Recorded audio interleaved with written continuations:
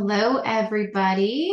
I am so excited to have you guys here with us. We appreciate those that have been waiting in the wait room. And for those of you who are in the US, I hope that you are gearing up for a wonderful holiday season. Thanksgiving, I know my Canadian friends have already had their Thanksgiving, but the holidays are such a enjoying time for the most part, I would say. So welcome today to our webinar. We are so excited to have you. AutoLeap posts these monthly, really to bring you guys continued education, thought leadership, and best practices in running your repair shops. So I'm going to do a bit of housekeeping really quick as we get started, and then I'll go over our topic today and introduce our fantastic speaker. This is recorded. You guys are not, unfortunately, on video with us. You do not have sound, but we, however, really want your engagement. So there are going to be some questions as we go through that we would love you guys to engage us with. We will make sure that if you have questions, we will answer those.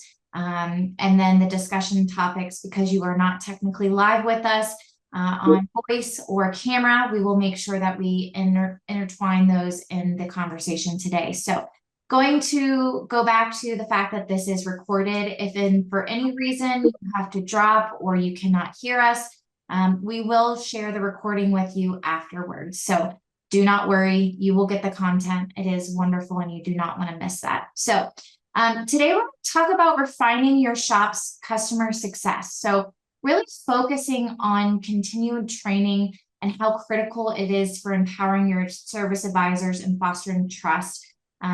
Really working on some of those key skills that your team needs to enhance not only sales, but also those customer interactions. So really looking forward to getting into that.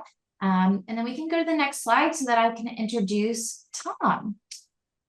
So Tom is here with us, and he is with Elite, a well-renowned coaching company in the industry.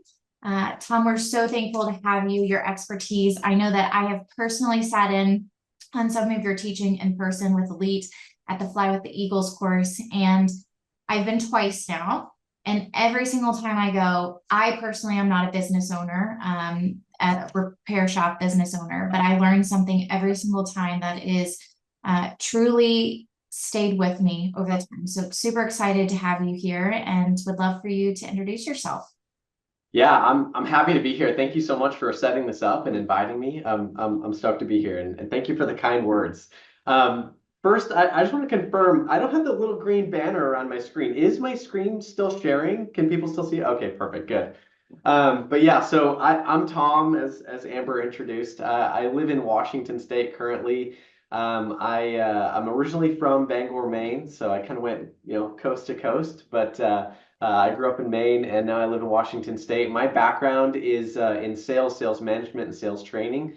So I do a lot of that with Elite. I help with our service advisor training program.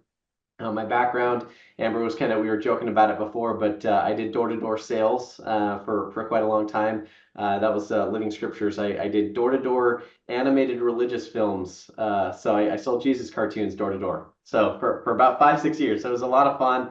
Very challenging job, but a lot of fun, very rewarding. I worked industry adjacent at Cintas. I did that for quite a few years. And I got my bachelor's in business administration from Utah State. So that's kind of me and who I am. I now work at Elite. I've been there for a few years, and I love Elite. I'm very passionate about the company I work for and what we do. Elite we've been around 34 years this month, and our mission is just to help automotive professionals reach their goals and live happier lives. That's it. So we do that through coaching, training, consulting, peer groups, all sorts of different things. But one of the big things I love about Elite is really kind of the order of priorities and the way in which we go about doing that. And you can see in our logo, people, principles, results. We're really firm believers that if you take care of people and you put people first, and you never put money ahead of people, and you operate with good moral, ethical principles, that the results typically will follow. And so that's the order that we look at that stuff through, right? Taking care of people, having good principles, and driving good results. So that's Elite, and that's me. So I'm excited to be here. Thanks for having me, Amber. So let's get into it. So when it comes to the customer experience, it's really, the front counter and the service advisors and anybody answering the phone, anybody having that interaction with the customer, really that's what drives that experience, right? Like how they communicate and how that experience is, that interpersonal communication skills and the focus that those employees have, and maybe that's you as a shop owner. Maybe you have 90% of that customer engagement, right? Hopefully not. Hopefully you guys have other staff that's doing that, and you guys are steering that ship. But whoever has that customer interaction, the focus has to be adjusted correctly in that relationship. And it this was a study done by Gladly. They're a big consulting firm in the customer service industry, and they found that 92% of customers will switch to another company after 3 or fewer bad experiences, and 26% of consumers will switch after just one bad experience. And Yeah. it's really, yeah, go ahead, Amber. Yeah, I was going to add to that. And even more so, what we find is 55% of first-time customers switch to a different shop for their next service. So really Yeah. highlighting that importance. Yeah, it's crazy. And especially in this industry, we're fighting a negative stigma. We really are, right? A lot of people just they don't understand, and maybe they've had bad experiences, but we're fighting that negative stigma. And so you have a bad experience, something goes wrong, and it may not have even been your fault, but they have a bad experience and they just assume the worst. It's kind of this thing with us humans, right? We just kind of fill in the blank with assuming the worst, so that way we can kind of protect ourselves. And so they'll make those assumptions, and maybe they'll blast us on social media, or they'll rag on us on our Google reviews or whatever it is, or maybe they just won't say anything, and it's just a lost experience, a lost customer. But so we have to realize the impact that having exceptional customer service can have. And I hear this a lot of different events that we go to, or in the coaching experience, a lot of times, like, we'll say, hey, we need to be really specific with who our customer profile is, right? Who we want to be our customers. You don't want everybody, right? I hear that a lot, right? You don't want everybody. You need to select your customer, know your customer profile, know your car profile. But while we may not want everyone as a customer, what we do want is we do want everyone to want us as their shop. And so we just have to be careful as we realign that focus of saying, okay, well, maybe they're not our ideal client. That doesn't mean that we just say, well, as Joey from Friends might do, right? Right? We don't say, oh, well, just, I don't want you, so good riddance, don't let the door hit you on the way out, right? We have to want everyone to want us, because again, we have to realign that focus, and we have to recognize that people matter, right? And we treat individuals the way that we should treat them. And just because they may have a bad experience, or they may have, treated us inappropriately or not kindly, doesn't mean that we should just kind of, kick them out, or whatever it is, and be short with them. And so we need to really adjust that focus and change the way that we think about those people. And we really want everyone to want us, even if maybe we don't ideally want them as our clients. The other thing that I've got on here is the top-down approach, right? I love this quote from Stephen Covey: "What you do has far greater impact than what you say." And as shop owners, you truly set the tone for how customers are engaged with and how your employees treat those customers. And not just by what you say, not just by the SOPs, the standard operating procedures that you put in place of maybe how a phone call should be handled, how customers should be greeted at the door. It's less important about what you put in words, what you put down, but how they watch you interact with those customers, and as well as how you interact with staff and other people around, right? They watch that, and what they see is really what they do. I had an experience when I was at Cintas. I worked there for about 5 years, but when I was brand new, I came online, and I was an outside rep, so I would go into businesses like your shops and help them set up uniform programs or facility supplies, and I would go out and I would do that. And one of the first things I had to do, so the day one, I had to sit, it's Fortune 500 company, so I had to sit down with HR and sign all the things that I promised I wouldn't do, right? Like, all the training manuals, right? And then from there, rubber stamped to say, okay, you can go and do this stuff. And so the day two, the first thing I had to do was I had to go on a ride along on one of the trucks en route. I had to go see what the service was that I was selling. I had to go ride with this driver, and I had to go, sling mats and hang up uniforms and change the toilet paper and do all the things, right? So I could see what the service was. And I remember getting on the truck, and we were literally just going to drive around the side of the building. We were staying in the parking lot. We were driving around the building to pick up more supplies to continue loading the truck. And I get on, and the truck, so you kind of get on, and then there's this little jump seat that sits down right in the entryway of the truck. And I kind of fold the jump seat down, and I sit down, and I grab the handle, and the guy looks at me like I'm an alien. He's like, "What? Like, what?" And I'm like, "I'm ready." He's like, "No, we're not going anywhere until you put your seatbelt on and you close the door." I'm like, "Oh, okay." So I put my seatbelt on and I close the door. And I realized that he's like, "You've watched, you did your training yesterday. You know all the rules." And I just, when I was going through it, I just assumed like a lot of those were platitudes, right? I'd seen the FedEx and the UPS drivers, they drive around with those doors open all the time, right? But what I realized right there in that jump seat on that truck, before we just even drive around the parking lot, was that safety at Cintas and this particular location wasn't a platitude, but safety was a core piece of the way the business operated. And I continued to see that 5 years into the business, right? Like, if you're walking upstairs, you always had to have 3 points of contact, right? We invited OSHA in to VPP certify the facility, which took almost a year of prepping and meeting with other companies and learning about their VPP program. And it was a really big deal. But Cintas, that location, was incredibly big about safety. And they showed it by doing everything that they did. Every employee kind of fell in, right? That's what we did. We're all sheep, right? We like to kind of go with the flow. And so they not only said it, they had me fill out all the forms, but then every day they demonstrated that safety was a really core piece of who they are. So I tell that story to kind of really just drive home the point of how you treat customers can't just be things that you tell them, can't be just things that you create operating procedures around, but it has to be a real true core piece of the way that you operate, a core piece of the way you view people, you view your customers, right? If they're just a nuisance and a way to drive money, that's how you'll act and that's how they'll feel, right? But if we truly care about people and we act that way, and that's what we do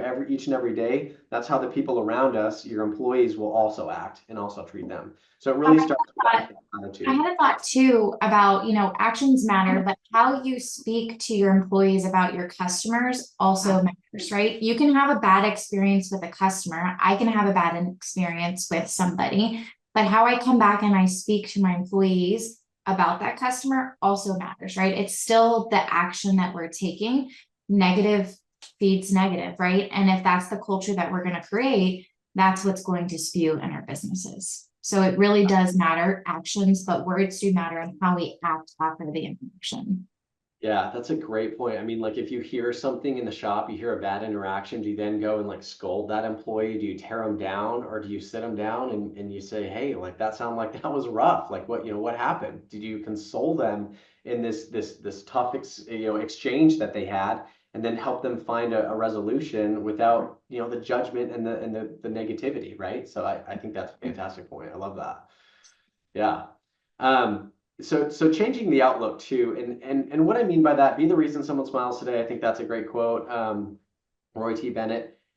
I think as as a service advisor in this industry, it's tough, right?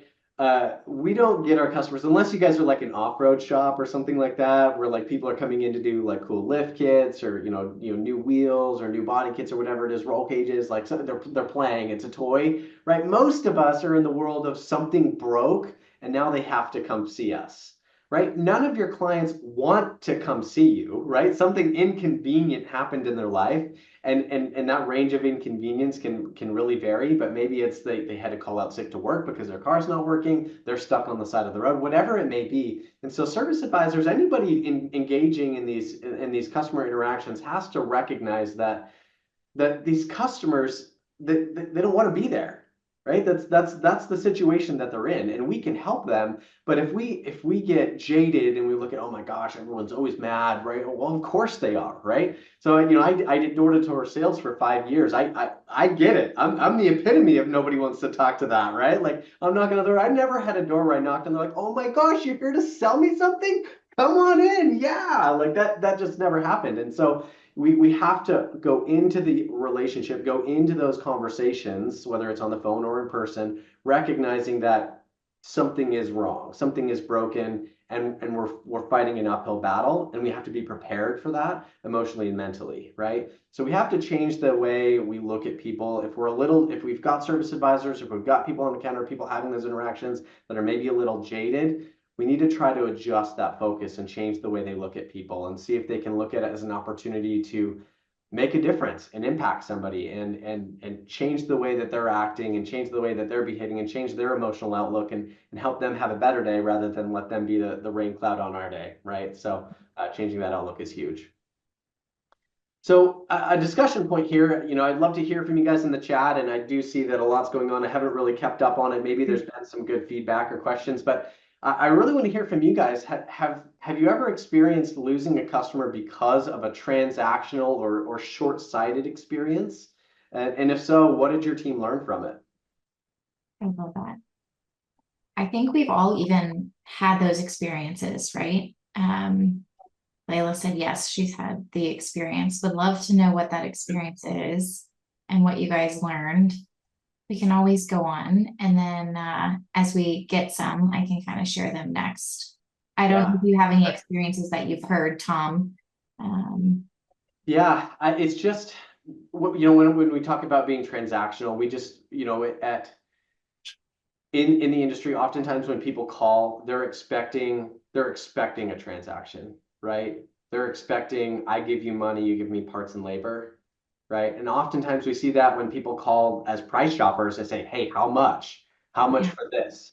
Right? Like my check engine light is on, how much to fix it, right? Like, I don't know, right? But like they're expecting a transaction. They're expecting I can just give you money and you give me parts and labor. But what we have to do is we have to move it from that, just transaction-based relationship to a relational experience, right? We have to engage them on a personal level. We have to connect with them. We have to build some rapport. We have to get them to a point where they feel like they like us, they trust us, and they view us as a credible expert, right? So that's what we say at Elite is like us, trust us, view us as a credible expert. And I do have a story. We have a service advisor training program called the Master's Course, and we had a student. Her name's Donita, and I just pulled up the text. I've got a text thread here. I want to read it to you because it's super awesome. But she she said, and I'm reading it, so I'm not editing. This is her words. I'm not going to cuss, don't worry. But she says, guess freaking what? I just had to go toe to toe with Ford over a job and freaking got it.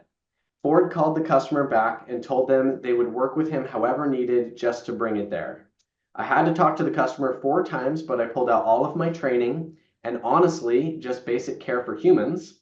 And he said, this is what he said. He said, I feel good about this and I want you guys to do it, even though we were over their price and don't have as long of a warranty. Over their price with a shorter warranty. And Ford just said, just get it here. We'll take care of you.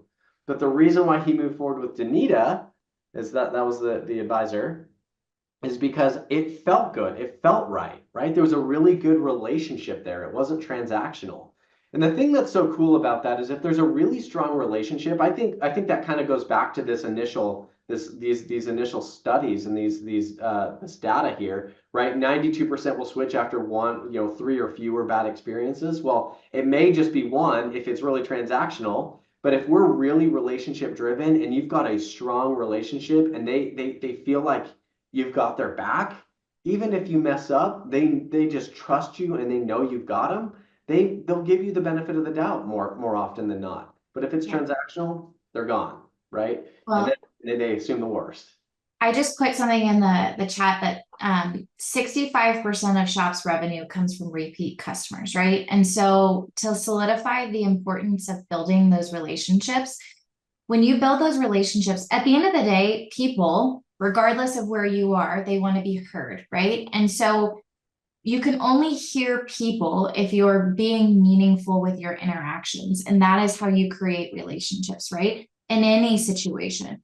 And so by doing so, you are benefiting your businesses for the long run, right? Because what you're doing is you're creating this, there are no other options, right? Think about, I always bring this Android and Apple users, right? Apple will come out with $100 new plug that now everybody has to go out and get to charge their phones. But the experience that I know I'm going to cause some creation, like some arguments in here, but it doesn't matter the price. People are going to buy it because of the experience that they've had, and they don't even question it, right? So those are the things that you have to kind of, it's creating an experience too. What is the experience and the culture that you're creating to build these relationships and keep customers? Yep, absolutely. I love it. Well, cool. Let's move to the next point. So, so that's adjusting the focus. The next thing we wanted to talk about is the importance of ongoing training. I loved this quote, this study from LinkedIn. A LinkedIn report found that 94% of employees would stay longer at a company that invests in their career development. Additionally, 8 out of 10 people say learning adds purpose to their work. And so to have a really good, and Amber's really, like you've hit a ton on this, right? But like to have a really good customer experience, we have to have a great employee experience. No employee who hates their job doesn't feel like they connect. It's a 9 to 5. They're coming in, they clock in, they clock out. They don't want to be there. That employee will never deliver a great customer experience. You can't threaten a good customer experience or force it, right? It has to be something that comes intrinsically, something that they're excited about being able to deliver. So if we have a really good employee experience, people are engaged at work, they enjoy what they're doing, they're passionate about what they do. Now that can be fostered. Okay, I think that's really important to take note of is having a passion for it. And you can ask the questions of, why do you work here, right? Like why are you passionate? And in our training as our service advisor training, we do that a lot. We say, why do you work at the shops you work at? You can work at hundreds of different shops, right? Why do you work where you work? There's got to be something special about it. Are your owners really passionate? Right? Is the work that you do really good? Are your technicians exceptional? Do you guys have great programs for the customers? Do you guys care about the people? Why should they deal with you, right? So having this emotional connection to the job and what they do is really important, because as they have that emotional connection, they will help their customers have that emotional connection to you guys as well, right? We're really passionate here at ABC Automotive because we love taking care of people and fixing their cars is the way that we do that, right? Whatever it may be, but they have to have that emotional connection. And if they see that you're willing to invest in them with time and money in their continual improvement and their continual growth, that's really going to help foster that emotional connection and that excitement about what they do and where they do it at, right? So it goes a really long way. The next thing is, as far as ongoing training, there's a lot of different ways you can do it. Role plays are huge. I don't know if any of you guys are having your service advisors role play with each other or role play with you, or if there's a lot of role play, but there should be lots of role play. Recording your phone calls and listening to those phone calls. If you are not recording your phone calls, you absolutely should be recording your phone calls, and then reviewing them.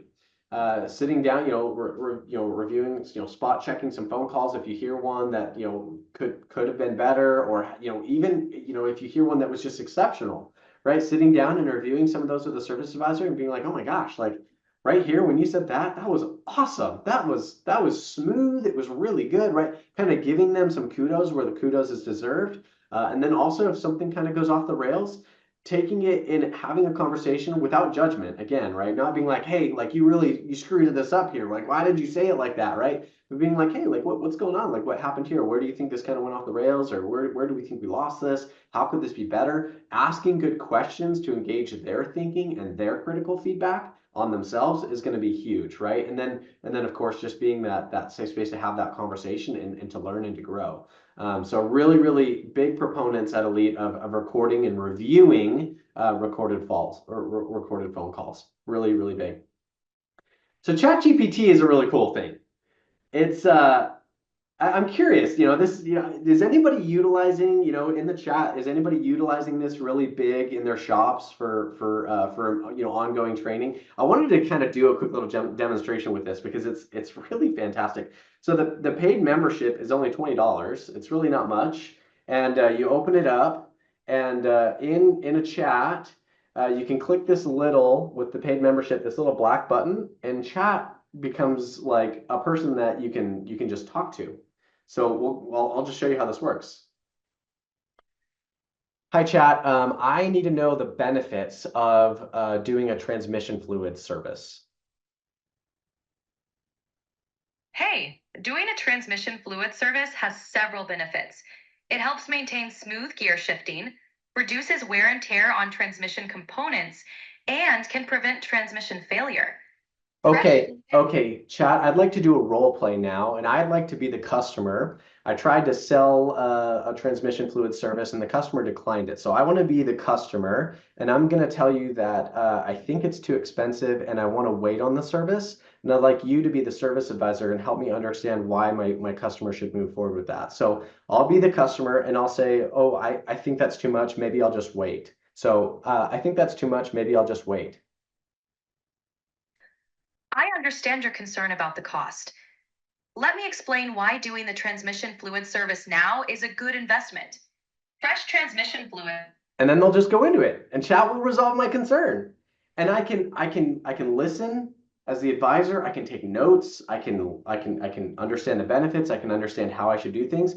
And if chat, like I remember I was doing it the other day, and I was like, in objection handling, we do a lot of sales training. In objection handling, it's really important to have dialogue and to ask good follow-up questions. But sometimes as a service advisor, it's hard to know what those follow-up questions should be and how to engage in meaningful dialogue in that. So when chat was resolving my concern, I'm like, hey chat, you need to have more dialogue. Ask me some more questions to engage me. And then she did it again and asked more questions, and I gave her the feedback and she responded accordingly. So it's really cool. And then you can also do the exact opposite where like you can say, okay, chat, now you be the customer, I'll be the service advisor, and I'm going to role play with you. Yeah. So it's a great tool, and they can do it on their way to and from work. Really cool. I really love, and I think Hannah said it in here too, the recorded phone calls. I don't know about you, but like even when I listen back to myself, right, there's times where I'm like, ooh, I shouldn't have said that, right? Like, and it is the only time that we can come back and like really pivot on, when I first started these webinars, somebody called me out for saying like too much. Do you know how long that stuck with me? I mean, up until this day, it's been 4 years now that I've been running these. But like the only way that I would have heard that was going back to listening to myself and correcting, right? And it's kind of one of those things you'll only make a mistake like that once. And you have to hear it and feel it. Yeah. Absolutely. Yeah, you got to listen to them. It's so interesting hearing yourself. You know how you can be better. You just naturally you'll hear Yeah. it. Yeah. When would you suggest for owners that are on best times to do role plays? I mean, do you guys suggest when you should do this? Like, is that during meetings that you're hosting with your team?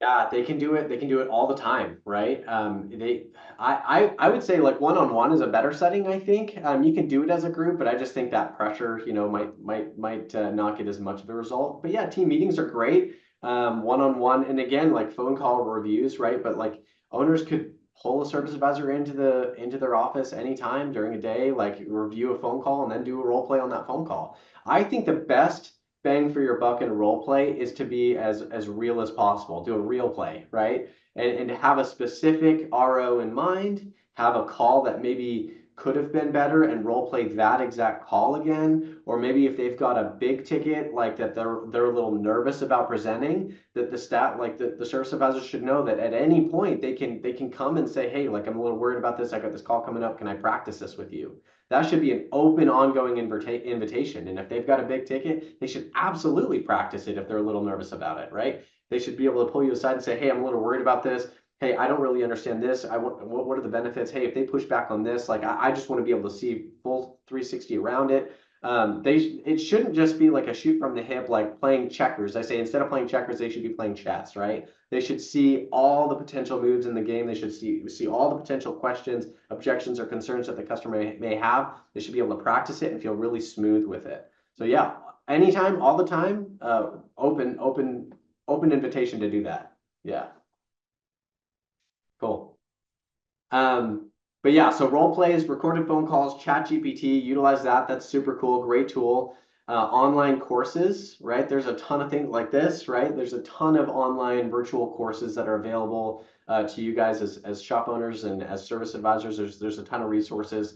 In-person events, right? Like there's a ton of industry events from Vision in Kansas City, ASTA in North Carolina, ATE in Washington State. I mean, there's all sorts of industry training events that always have service advisor training and front counter training. So in-person events are great. Professional courses. There's a lot of companies out there like us that do service advisor specific training. Some of them will be like a virtual. Some of them will be in person. Some of them will be kind of a mix of that. But you know, we have one. But yeah, there's lots of training out there. You got to find the one that resonates the most with you. All of us have our different flavor and kind of the way in which we approach it. So do your research, find what one works best for you guys. But we are huge proponents of ongoing training and getting that professional lift. You know, it's really interesting in the industry. I see a lot of times people really value the training for the technicians. It's like, oh, well, they got to know how to fix the cars, right? Like, yeah, we got to train these technicians. We got to make them as good as they can. Technology's growing. Totally agree. I agree with all of that.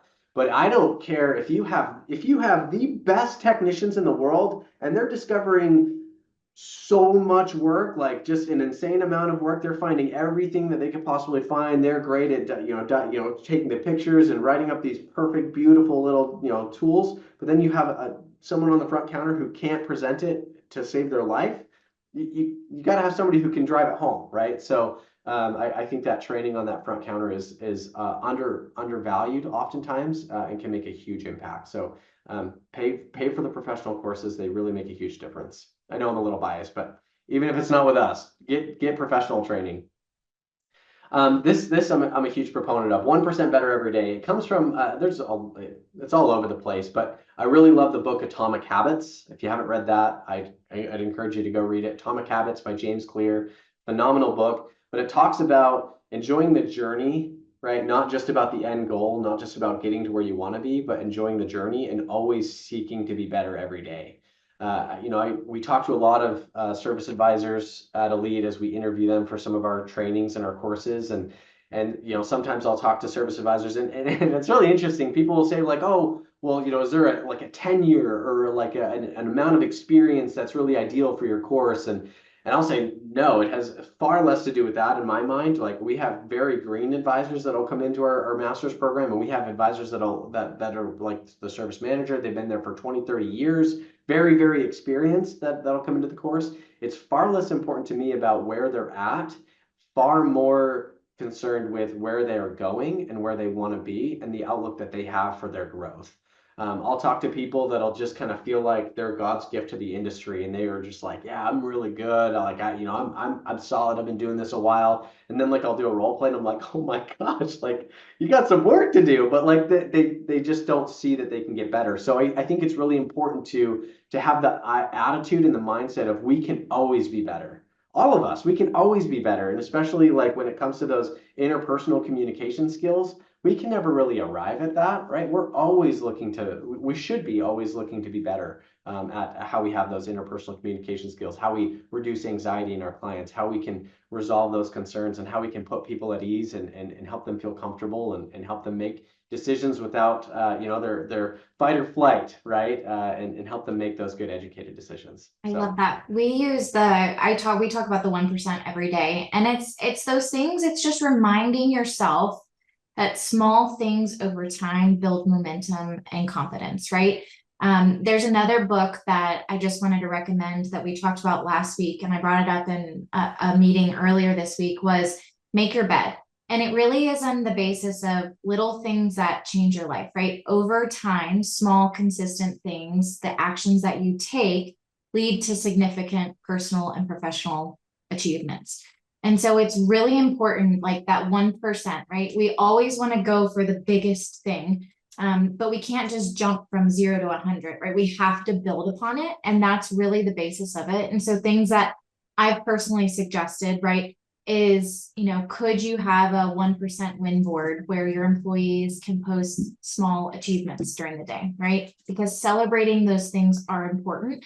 And it really shows the dedication to your employees and doing it yourself, right? We talked about leading by example. What are the things that you as an owner are working on, right? It usually opens the door for your employees to want to share those things too, or be vulnerable enough to share it. So Yeah. I love the 1% rule. It's awesome. I love that. We had a student in our master's course recently. Her name's Jenny.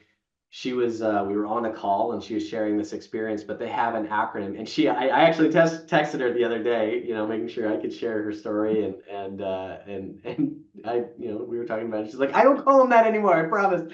But they had an acronym. They had a nickname for clients who would come into their shop and who just historically wouldn't move forward with work. They just didn't do it. And in particular with maintenance items. They called them wide open throttles. WOT, wide open throttles. Yeah. What a waste of time. So it's really, really sad, right? So she's like, I swear I don't call them that anymore. I don't do that. But she was in this call. She was telling us about how she had gotten this RO, and the technician said wide open throttle. So she kind of knew. So she was looking in the ticket, and she knew she was looking back all the different, times that she had been in, and she had never moved forward with any maintenance. And it just kind of clicked in her head as she was looking at this and doing her research. She's like, maybe it just means she's never been told why. Maybe she, like, in a right way, right? Maybe she just doesn't understand the benefits, right? At Elite, we always come back to benefits. People have to have the benefit. We say everyone has a tattoo on their forehead of WIIFM, not a radio station, but what's in it for me, right? So everybody has that stamped on their forehead. And so she's thinking like, I've got to, she doesn't know what's in it for her. She doesn't know why she needs to be doing this maintenance. And so she put together the RO, she had all the maintenance on there. She had this call, she went over all the benefits, and she did all the things that she was supposed to do. And the lady moved forward with all the maintenance, everything. And she said since then, like, it's just, she's never used that. She completely disregards that term. She doesn't prejudge or pre-qualify. And I think that experience for me is just like a huge testament to our ability to change the way we think, our ability to change the way we act, and in turn, change and influence others for the better, right? Because if she hadn't changed the way she thought about it, if she hadn't kind of opened up her thinking and had the training and had the thoughts to be able to do that, that lady wouldn't have moved forward with maintenance, and she may have never moved forward with maintenance, and she may be spending more on replacing her cars and more expensive repairs, right? So we can have a greater influence as we kind of work on ourselves, as we are 1% better, as we invest in ourselves and invest in our employees. We have a greater impact on others. So it really works. So again, some discussion. I'd really love to hear if any of your advisors are resistant to training and what you've done to help them embrace it. Or maybe if they're resistant to training and you're like, I don't know what to do. I'd love to hear that too, right? But like, are you guys experiencing, or have you experienced some of that pushback of that resistance to training? Are you guys going through that, or have you gone through that at all? I will let you know if anything's in, but I will say the company AutoLeap that I work at least our CEOs love role plays. And so I'll go on a call and they'll be like, do you want to role play? No, like, honestly, I don't want to role play, but I know that it helps me. And I'm just being really real, right? It let down the barrier of like, I find myself like, I know what I'm going to say, so I don't want to say it, right? It'll mess me up. I'll go down this whole thing.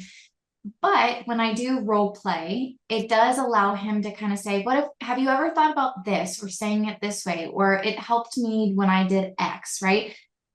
It takes you out of your current situations, and helps you see something from a different perspective. We don't have anything yet, but I have gotten a lot that this ChatGPT, people are either didn't know that I could do that. I think Tyler said role plays and recorded phone calls have really worked for them. I think that was on the previous one. But I would imagine too, right? Resistance comes in the form of time, right? I don't have the time to do X. So I would be curious how you guys, I don't know if that's something that people are seeing. Yeah. As far as time goes, it just has to be, the time has to be made, right? Like you just can't afford not to, right? Like, the definition of insanity, right, is doing the same thing over and over again and expecting different results, right? Like you want different outcomes, you got to put in different inputs, right? Mm. And I think really creating and fostering the culture of we train at the shop, right? Like again, people kind of like if you are investing in training the technicians and the service advisors, everybody is training. We are a culture of we train, we get better, we improve. That's who we are. We're always gonna strive for excellence and we're never going to arrive at it because we're always getting better. I think that kind of will mitigate that right there. But yeah, you can't look at it as like you don't have the time because training will help you create more time. It'll Yeah. help you create more, right? And a lot of time is, another one is a big one is the expense, right? And it can't be looked at as an expense, but it has to be looked at as an investment because the ROI is there. If you do it right, if you find the right trainings, they pay in spades, right? Like you invest in the training, the employee gets better, they close more tickets, right? Look at their their ARO, right? Like if you increase their ARO by $100, how many tickets does it take to pay the training off, right? If their ARO is $1,000, right? How many tickets do they have to close to, above and beyond how, to then have paid for that course, right? So looking at what they're doing and what the opportunity for growth is a really good way to look at it. So yeah, invest in You training. definitely just touched, Angela had mentioned in a previous company, somebody had said that they don't have enough to train people, right? And, she actually just reiterated what you said, but I let them know that it's helping someone have a better understanding on how things work and do things correctly, as well as giving ourselves a little touch up, right? It is in the long run, the ROI is far better, whether that's in a financial means or keeping employees longer, right? There's so many benefits to training people. Yeah, absolutely. I posted another couple of questions here, just some questions for thought. Feel free, I won't dwell on these for too long because it sounds like things are, just kind of setting in the chat, but feel free to chime in with either of these questions as well. And then if anybody answers, interrupt, and I'd love to hear thoughts. But, what types of trainings are you guys finding most beneficial for your service advisors? And then also, how often do you guys do front of house, activities, whether that's role plays or recorded call reviews? What are you guys doing with, professional training? Like, what are you guys engaging in and what's paying well for you guys? I'd love to have that shared in the chat. Yeah. But I don't know if you've touched on this, but maybe we just touch on Elite's suggestion, right? And a service advisor or training session. How often do you guys suggest doing the front of the house staff engagement and skill building activities?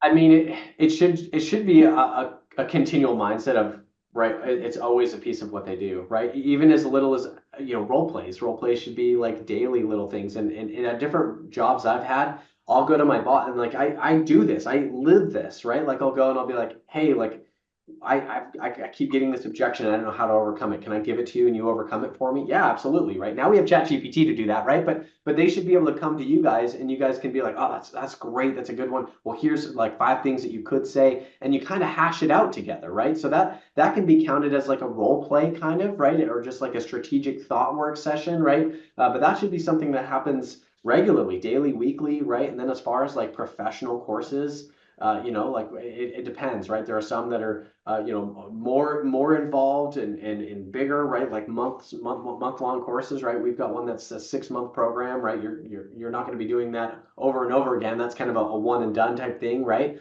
Or there are things that are virtual and kind of all online. And it's like, stuff that they can just continue to do all the time. But there should be a continual focus, things that they're doing every week that is working on their skills to be better as a service advisor. It should always be front of mind of like how can we get better and what are we doing each week to do that, right? So it should be always front of mind. Hopefully that. Yeah, that's great. Okay, let's move to the next one. So key skills. So we talk about continually developing, right, and having this focus of continual training, but what should they be training on, right? What key skills are really going to drive the ROI and really going to move the needle? And so I want to highlight a few things that we at Elite really prioritize and some things that really can make a big impact. So number one is I'm a really big proponent of, you know, that old adage of it's not just what you say, but it's how you say it, right? I think how we communicate, our tonality, our vocal inflection, our cadence, everything like that. Are we smiling when we talk, right? All of that nonverbal, that, you know, that all of that stuff has a huge impact on that customer experience, on how they're engaged. I called a shop the other day, and the guy picked up the phone, and he was just, I don't even remember the shop name. He was just like, you know, automotive, right? Whatever it was. He just said the shop name. I'm like, this is this a technician, like, or a former tech, like, and that's reality, right? But like, it was really cold, just really like, you know, ABC Automotive, right? Oh my gosh, like, warm it up a bit, right? Hey, you know, this is Tom with ABC Automotive. How can I help you today? Thanks for calling, right? Whatever it is, but something a little bit warm, good vocal inflection. They should feel very comfortable in that conversation, and this is a trainable skill, believe it or not, right? This is 100% trainable, right? People will say, oh, well, you know, I'm introverted, or, oh, this, you know, I'm really soft spoken. I don't care. Like like, don't put yourself in that box, right? This is 100% learnable. Like a long time ago, I was soft spoken. I don't know if you can believe that, but I'm introverted. This kind of stuff, I do it a lot, but it takes a lot of work. I'm like way pitted out, like I'm like nervous, like this takes a lot of work for me, right, to do it. And so I am a testament that this is 100% trainable. I remember there's a few key people when I look back, relationships that I've had where they just were these just really charismatic, really outgoing people. And I mean, I was there with like a notepad and paper of like, how do they do that? How do they engage people? I'm like, oh, and I just would watch them and study them and try to emulate that, right? So all of this is 100% learnable, and a skill that can be developed. So definitely all of the how they say, as well as the what they say.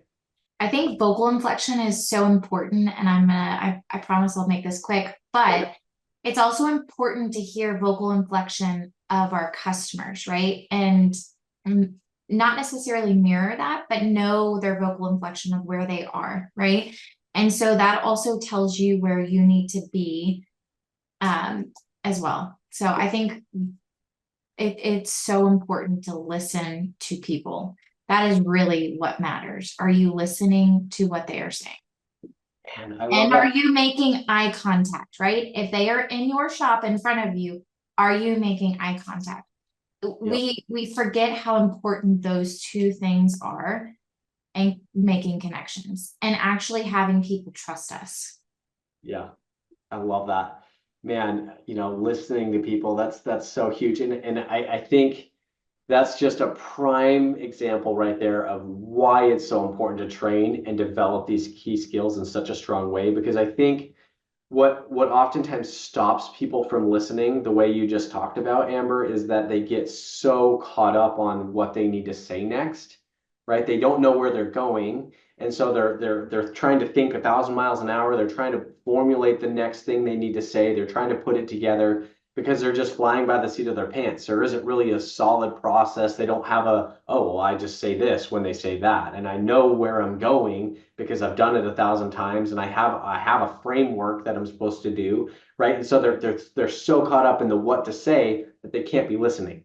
So that's a prime example of why it's so pivotal and so important to always be training and developing these key skills. So that way it just is second nature, right? It's muscle memory. So they don't have to worry about what they're going to say or how they're going to handle it. They just listen and they respond because it's reflexive, right? It just comes out that way.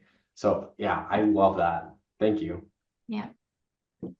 This is another really big skill that they should be developing, right? Avoiding price while providing value on the phone on some of those initial phone calls, right? When people call in, they should be developing a really good rapport with people. They should be asking really good, engaging questions, finding ways to really invest in the people first before asking for money. Fact finding.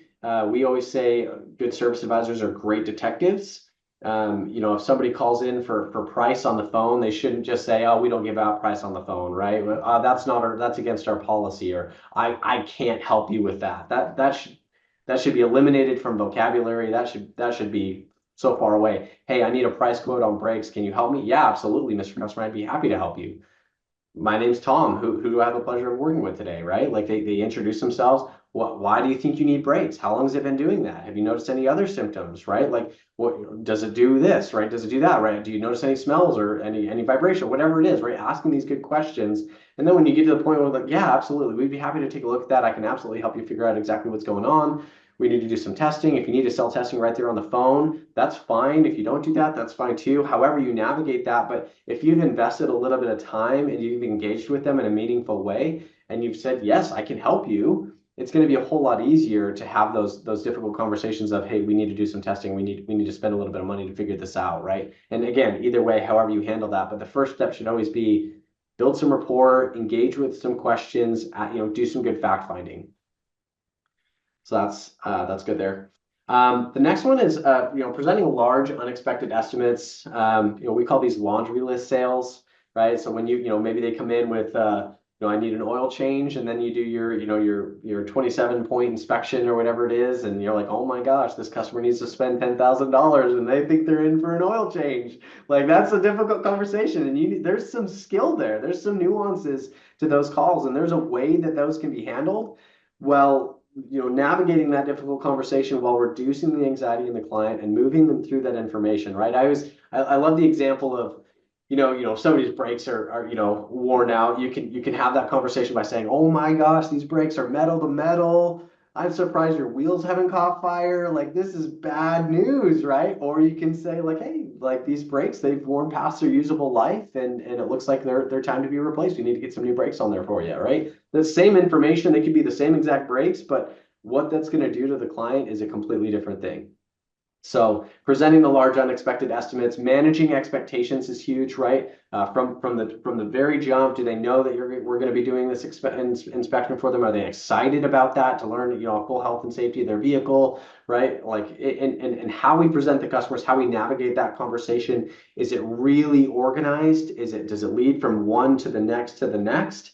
Or does it kind of jump around? Do we use multiple prices? Do we use a lot of like technical jargon? Do we confuse the customer, right? So we want to be really smooth and simple, so confused customers don't buy. And we also have to navigate it with lots of confidence. That's a piece that sometimes gets missed, and for various reasons, right? Sometimes there's like, the service advisor is just, unconfident in their knowledge and skill technically with the repairs that are being recommended. Sometimes they are selling from their own pocketbook and maybe they're worried of like, oh my gosh, I have to ask for a lot of money and they probably don't want to do it, right? So whatever it is, that low confidence for whatever reason, even if it's from like a truly good, sympathetic place, isn't read that way from the client, right? It's not viewed that way. So if we go into that conversation with a lower confidence, even if it's because we just feel for the client, we feel for that person, it just they look at it as like, oh my gosh, like why are they, we just socially we kind of read that, right? And it doesn't end well.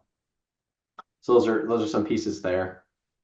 This is another really big thing that we are proponents of at AutoLeap is tracking the numbers and knowing the numbers. As a service advisor, like, do your service advisors know what the number is they need to be selling? Do they know how many hours of production they need to sell every day, every week? Do they know like their total sales goal every day, every week? Are they tracking it regularly, right? I love this quote. Thomas S. Monson said, when performance is measured, performance improves. When performance is measured and reported, the rate of improvement accelerates. So it's really true. I mean, even as owners, I'm sure you've seen this in your own shop, right? Like as soon as you know the numbers and you see them, you're like, oh my gosh, right? You know exactly where you're at. You can make the changes that you need to make. So just being aware of them is going to have an increase. So if you have service advisors that don't have a number, don't have a goal, don't know where they're at, change that, right? Get them that visibility, but then also get them some goals and have them accountable to those goals and have them accountable to that. So really, really big piece. And one of the things we'll give you after this, we've got some resources that we'll provide you, but we have a little daily tracking sheet that we have our service advisors fill out every day of where they're at as they go throughout the day, sales that they make, phone calls that they take, right? What their closing ratio is on discovered services, right? From the technician, but also their closing ratio on appointments, right? How many phone calls they're converting into appointments. So those are things that they should be tracking regularly. I love this. Well, and I think talking about it, right? If you know your numbers, talking about it, super important. Tyler mentioned, I try to take a family-oriented approach. I'm not here to sell them something. I'm here to inform them about their condition of their vehicle and provide honest, helpful suggestions so we can make the best decisions moving forward. It was something I love that, right? And you, just as a doctor, right, or a dentist, you also are the expert in what you are doing, right? I don't know what's under what I need for a transmission or what that is or the importance behind it. I'm looking to you as a consumer to tell me why it's important, right? I have children. What is your customer? Like, if my brakes are worn, that could mean what for the safety of my family, right? Those are the things that you guys have the opportunity, your service advisors have the opportunity to help kind of educate them on. And it's super important, Tyler. I love that. I just wanted to shout that out. It goes You a know, long way. yeah, I love that. And I love the example of the medical analogy, Amber. I absolutely love it. And it rings true so often. Like, could you imagine, like, one of my biggest pet peeves is when service advisors will recommend some work and then, like, a customer, says, I don't know, can some of this wait? Or that seems like a lot. And they're like, yeah, sure, we can wait on some of this. And they like peel a bunch of stuff off immediately. Hey, could you imagine, like, again, kind of go using this doctor analogy, going to the doctor and they say, hey, you have cancer. I'm recommending chemotherapy. You should probably get started on it right away. This is kind of where you're at. And the customer, the patient says, things are a little tight right now. Can I start in 6 months? Doctor's be, sure, no problem. Yeah, that's fine. We just do that later. Right? Like, no, like the doctor's gonna be like, oh, well, in 6 months you might be dead. So, let's not do that, right? Like the doctor's gonna go and say that, right? The doctor's also going to show you pictures of the importance, right? So I just mentioned like digital vehicle inspections, building Yep. confidence, helping your customer to not be confused, right? There's so many tools out there. I just mentioned we're releasing our 2.0 that really like helps you drive this confidence. And so if you're not using a digital vehicle inspection today, those are things, tools that other industries are utilizing to show their patients or their customers. Like, you go to the dentist, you see an x-ray of, a tooth that's infected, right? I don't know what I'm looking at, but the doctor is going to show me what I'm looking at and Yep. explain to me, here's what we're looking at and here is why it's important, right? It's just like, if they know a sticker on their head, they want to know why. Why is this important? And you have to be able to tell them. Yeah, absolutely. I love that. Ultimately, if you're recommending work and they do have that objection, and some of it can wait, yeah, we can set up a plan to do stuff later down the road, but it just shouldn't be, again, kind of going back to that pet peeve of mine, it shouldn't be the first. Yeah, of course, because if that's the case, if we do that, that really just doesn't say the right things about us. We think when we do that, that we're just being really accommodating and really helpful, but what it's really saying to that customer is, I don't really actually need it. They were just trying to see if I would say yes with one go, but they were trying to sell me stuff that I don't actually really need, right? So we've got to kind of stick to it. But yeah, I love DVIs. I love those visual inspections. We are visual creatures, right? We like, as human beings, like we've got to see those pictures. And really, if you use it correctly, it sells itself, right? Hey, this is what it should look like. This is what it looks like. Oh wow, right? Like that's crazy. Well, even outlining, right? Here are the things that need immediate attention. And like, here are the things that can wait. Again, right? A dentist, like, oh, we're watching that cavity. Okay. What are the things that can come later? Think about it in different industries, and how you as a customer react to those types of situations. Yep, I love it. It's awesome. Customer retention and follow-up. This is a really big piece too, right? You've done all the marketing work to get them in. Don't let them leave, right? Don't let them go out the back door, right? So if you've done all the work, you've paid all the marketing, you've done all the stuff to get that phone to ring, you've done all the work to get them to get them into the shop, to get the appointment, to do the work, retain them, right? That's you've done all the legwork, right? You just deliver an exceptional customer experience and then stay in touch, right? So follow up after you've done the work, just to check in, see if they had a good experience and if they're still okay, right? If everything went well. So have that good follow-up procedure, but then also have really good customer retention practices. And I think, Amber, you've got a lot on this. You want me to hit the next slide for you? Yeah, yeah. Well, do you want to do the discussions? Or are you okay? Maybe we just mention them and if anyone wants to put them in chat, and then we can go to the next slide. Yeah, absolutely. So yeah, so if you could strengthen one skill across your entire team, what would it be and why? And how do you identify skill gaps in your team and what steps do you take to address them? So yeah, if Yeah. anyone has any feedback or thoughts on that, please chime in. Love the feedback. We are recording this, so somebody asked if we're recording this. You'll also get the slides with the recording. But even if you don't have a response to these discussions today, it could just be places where you start to think about how you would respond to these and if you are implementing the things that Tom has discussed today. And I think they're always good starting points to say, huh, I've never really thought about that, so maybe I should. So just thought I'd share that if anybody doesn't put anything in the chat. Yeah. Yeah. So we can just kind of click through, but I wanted to, like, we've talked about these some of these numbers, but I thought it was really important to just share what we've learned. So again, 55% of first-time customers switch to a different shop for their next service. So again, really understanding what is the service, like how are you engaging with your customers? What is the relationship that you are building with your customers? But what means are you communicating with them and how do you know that, right? All of those things are super important. 65% of shops revenue comes from your returned customers. So kind of those follow-up campaigns that Tom mentioned, like how are you doing those? So some of our customers, just to give some examples through our CRM, and there are tools out there that help you do that, but promotional campaigns, follow-up campaigns, so having automations on follow-ups, right? Like oil change reminders, maintenance reminders, promotional campaigns though, are you doing tires? Do you have tire season? Or even just like holiday season, right? Sending a note about your, how appreciative you are of their business and their support. Like those things really do matter and they go a long way. And there's just other ways that, I've kind of listed here just as thought-provoking ideas. Customer surveys are super important, right? We're going to collect a survey after this. I know Tom and his team at Elite are collecting surveys on things that you guys want to hear or things that we can improve upon. Those things are also important to gather feedback at all times. The negative reviews that you guys get, we all get them, right?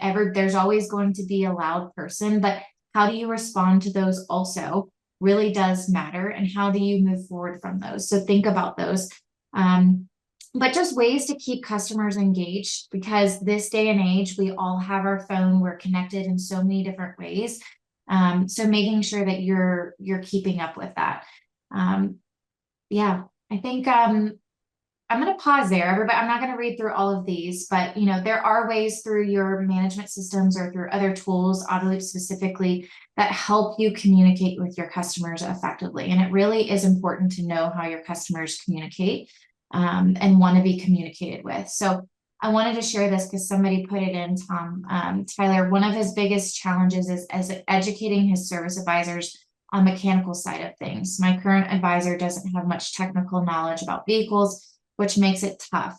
I'd love to hear how you tackle this and help your advisors bridge the gap. I actually am interested too, right? Because I've also heard owners hiring not true industry people, right? And sometimes those are actually the best because of the service background that they have. So curious how you guys coach on this, and I'm sure you've heard it. Yeah, absolutely. And I love that. I love that question. And I think that's a good problem to have, because just like you said, Amber, like if I had to pick a service advisor to run, Tom's Automotive, right, which doesn't exist. I don't own a shop, right? But if I was hiring a service advisor myself, I would much rather have somebody who has zero industry experience, but is just great with people, has great communication skills, is a good listener, is a good engager, versus somebody who maybe has 30, 40 years of experience in the industry as a technician, but is a little bit more colder and, not really good with people, right? And as far as like teaching that stuff, the technical side, they don't need to be technicians. They don't need to know, like they don't need to go and have all the classes and be ASE certified and master level. They don't need to know how to fix the vehicle. every ticket that they have, they do need to have a basic understanding of why the repairs need to be done and why it's recommended. And I think the key piece is really just making sure that everybody understands the benefit of making sure that that service advisor understands that, right? If the technician understands he can't go sell the work, he or she can't go sell the work until they understand it, and the technicians are really open with sharing that knowledge, that's a really good culture to have, right? The service advisor should be like, oh my gosh, like I don't understand this. I can ask 10 people here. I can ask by anybody here I know for sure would give me some time to educate me with this, right? So they need to feel comfortable going and asking the technician, comfortable asking you. Chat GPT, right? Like there's the Google, like there's lots of things. And in our course, what we do, and you, I'd encourage you guys to do this too, is we have our service advisors create a benefits list. And it's bullet point format, and they create it over the span of time, but they'll put all the different things, everything from different maintenance packages or different singular maintenance pieces, maintenance in general, certain repairs, anything and everything that they could possibly have to sell will eventually go on this list. And it's usually 6 to 8 pages, sometimes it's 10, 12 pages, but it's bullet point format. They'll create a list of all these different things, and then as they sell it, as they hear their fellow counterpartners or they hear the technician describe it, they're like, oh my gosh, that's why this needs to be done. And they'll throw it on their benefits list, right? So it's something that's a living document. It's something that they can always go back to if they have to sell that work again. But it's a learning experience, right? Like it's developed over time. But the really most important piece with it, I would tell you, is less about their knowledge, because that'll just build over time, but more important about their confidence. If they feel that because they don't have the knowledge, they can't talk to those customers and their confidence is kind of like down and in the toilet, they need to change that first, right? Oftentimes it's this paradox of like they think their confidence will be built once they have the knowledge, but they like it doesn't work that way. And in case in point, we all know those people who are like wildly confident and they speak like it's the law, and they just have no idea what they're talking about, right? Like we know those people, right? So we can have confidence. We can kind of quote unquote fake it till we make it. We can have that confidence to convey that we are the credible experts. They don't have to own that themselves, but they are a piece of this credibility, right? With the whole team, they can have confidence in the technician and confidence in what they're recommending, even though they may still be learning about all those technical pieces, but that'll come with time. But yeah, every ticket they sell, they should have a basic understanding. They may need to go talk to a tech or talk to you or talk to a counterpartner, but that can be done, or Google it. Hopefully that helps. Yeah, I think they said thank you.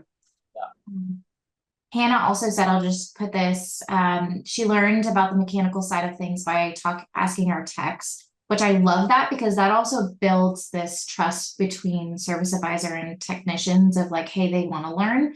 And that's really good. Asking our technicians to show me broken and new parts and explain why, how they failed. Google, YouTube, also looking up videos. So love that. Yeah.